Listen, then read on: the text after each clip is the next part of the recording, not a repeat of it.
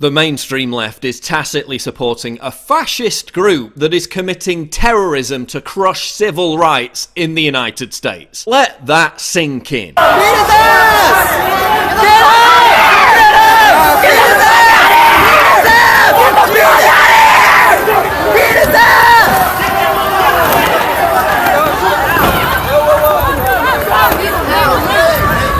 To just make a statement by being here, and I think the protesters are doing the same, and props to them for the ones who are doing it non-violently, but I think that's a very rare thing indeed, so thank you. Are you surprised, ma'am?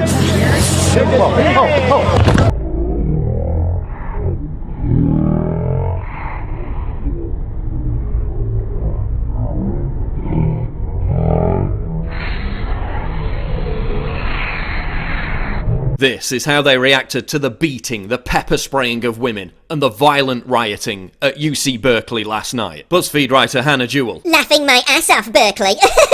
Vice writer Hussein Kasvani. Listening to Milo on Fox in light of all the stuff happening in Berkeley, and how he's being allowed to appear reasonable in all this. Right, so a gay man giving a talk about offensive Halloween costumes versus violent rioters attacking women with pepper spray and flagpoles. And you're saying Milo is the unreasonable one. MSNBC producer Kyle Griffin. Trump is considering pulling federal funds from UC Berkeley because he's upset about protests over a Breitbart editor. Bludgeoning people with wooden poles because they have a different opinion to you isn't a protest, you utter twat. That's violent assault. Google engineer Adrienne Porterfeld. Last night I got a call from the UC Berkeley Alum Association asking for donations. Wonder if they're psychic. Time to donate, I think. Yeah, time to donate because there's just not enough money to fund vicious attacks on people for exercising their free speech rights, is there? The mayor of Berkeley. Using speech to silence marginalised communities and promote bigotry is unacceptable. Hate speech isn't welcome in our community. But using fists, feet, flagpoles and pepper spray to silence speech, that's tolerant and liberal, Hollywood director Judd Apatow. This is just the beginning. When will all the fools who are still supporting Trump realise what is at stake? Oh, we've realised it, Judd. We've realised what's at stake. You want to threaten 55 million American gun owners with civil war. Yeah, good luck with that, you fucking cretinous cunt. This is one of the organisers, Yvette Falarka. She claimed Milo's free speech was raping and killing her. What they're really trying to do is they're trying to assert their power, threaten us, intimidate us, rape us, kill us. Who's to blame for inciting this mayhem?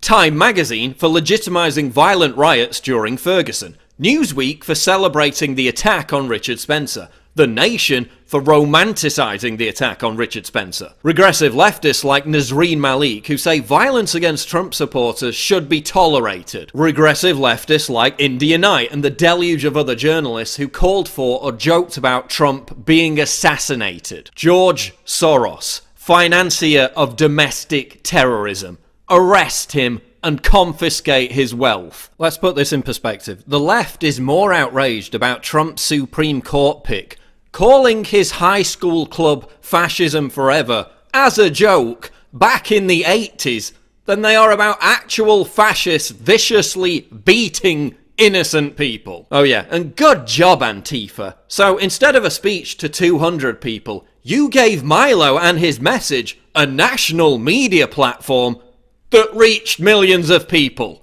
Well done, idiots! Let's be clear though, Antifa doesn't care how many times you insult them. They don't care that they're loathed by the vast majority of Americans. This is not about attracting support. It's about intimidating people out of exercising their First Amendment right to attend a Milo event. These people are fascists. Antifa also knows that it can rely on the mainstream media to report the fake news that this was a protest. It wasn't a protest, it was a violent riot. But the media will continue to report that it was a protest because it fits into their chaos narrative. The media will never acknowledge that this was a violent riot because they want to maintain the chaos narrative that the Trump administration is illegitimate, permanently in crisis, and unstable. In reality, the only thing that is illegitimate is these protests, because they're not protests, they're violent riots and have no place in a civil society. When all you have left is violence, you've lost the argument. For years, the left compensated for having no argument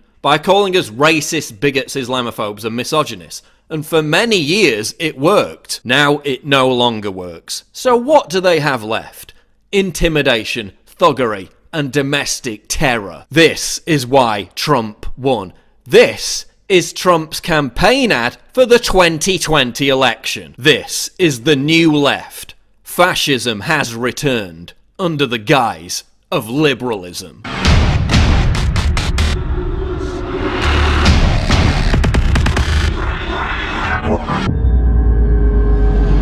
Click the link below to subscribe to the channel, and for more breaking news go to Infowars.com.